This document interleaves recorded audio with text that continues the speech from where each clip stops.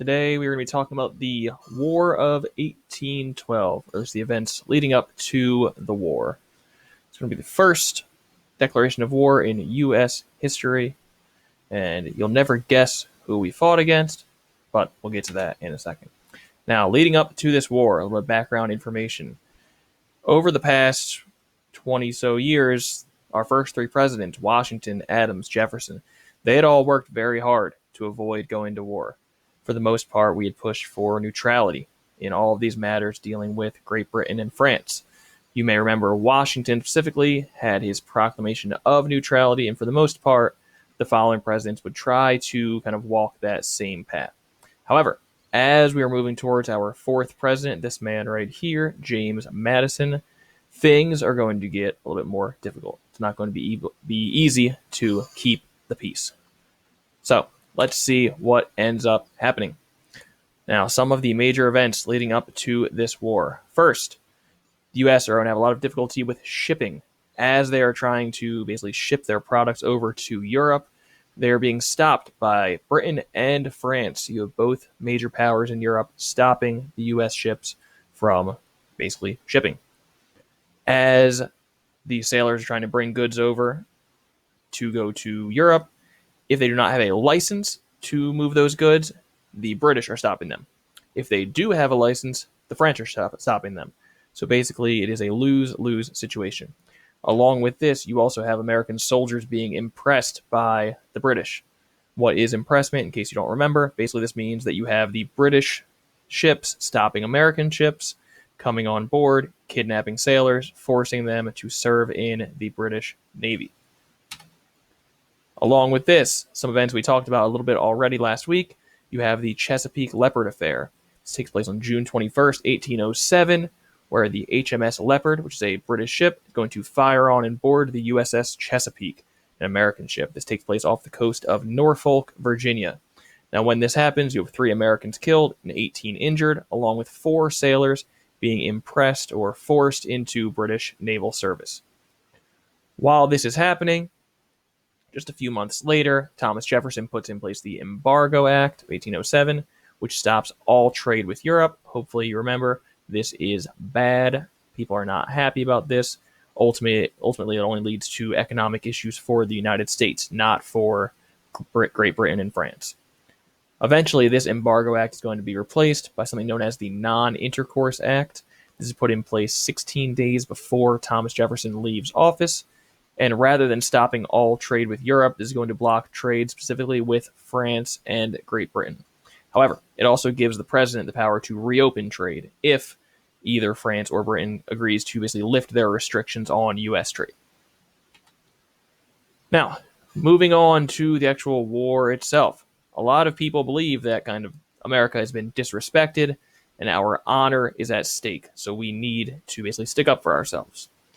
This idea of nationalism starts to come to light, basically having pride in one's country, known as nationalism, extreme pride. This idea basically that your country is the best in the world, everyone else should respect your country. And the group that's kind of most pushing this idea, they're known as war hawks. These are Americans that want to go to war with Great Britain. And they're going to be led mostly by these 2 men down here. We have Henry Clay and John C. Calhoun. They are members of the House of Representatives. You have Henry Clay as the Speaker of the House, and he is a scary-looking skeleton of a man. And John C. Calhoun apparently did not own a hairbrush, but it's not my place to judge these historical figures. Now, take a look at the pros and cons. Why to go to war? Why not to go to war? First, the benefits. 1, if we go to war with Great Britain and we win, we can reopen trade with Europe. If they are no longer stopping us, we can more easily trade. It's a good thing. That idea of nationalism also comes into play. People want to stand up for the country, show everyone that we can't be pushed around. Obviously, one of the major issues, impressment. This has been going back basically since the Revolution. Think of Jay's Treaty, going all the way back there. People want our sailors not to be taken captive by the British. And finally is Canada. At this time, Canada is a colony of Great Britain. A lot of people believe, hey, if we go to war with Great Britain, we could ultimately take Canada and make it part of the U.S. So there's a lot of good reasons here to go to war. However, you also have some negatives, some reason not to go to war. First, simply not everyone in the U.S. thinks it's a good idea. A lot of people think it's a pretty bad idea. Our military is extremely small. One thing that Thomas Jefferson did as president was make major cuts to the military. It's mostly made up of the individual state militias who are not very comfortable fighting outside of their states. And our Navy at this point is only about 22 ships. On the other hand, Great Britain is still pretty much the world's greatest superpower. They have the greatest Navy in the world. Yes, we had beaten them in the Revolution, but it would be very difficult to beat them again.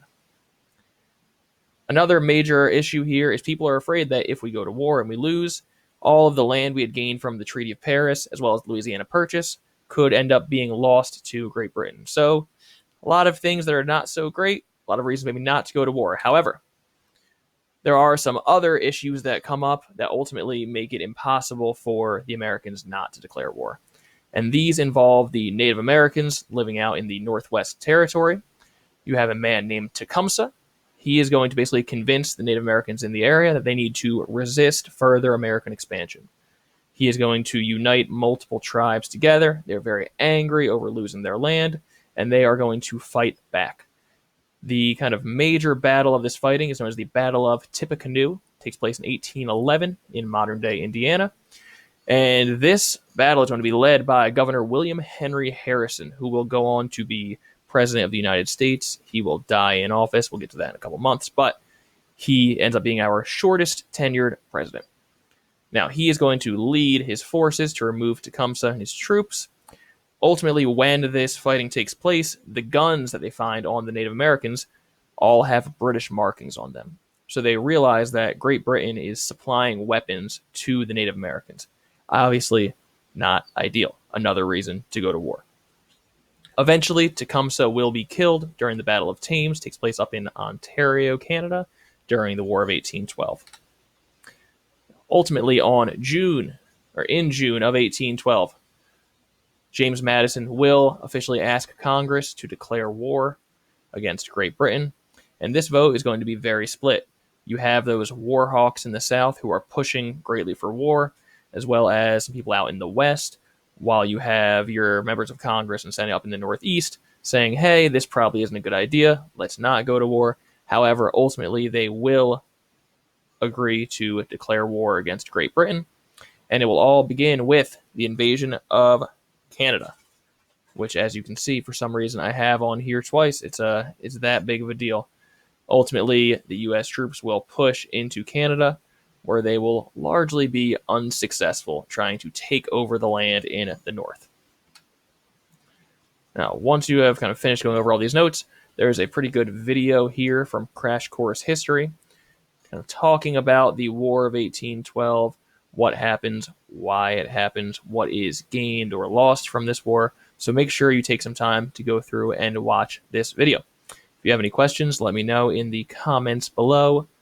Hope you all have a wonderful day. Stay out of trouble. Make smart choices. Don't do anything I wouldn't do. And get to class.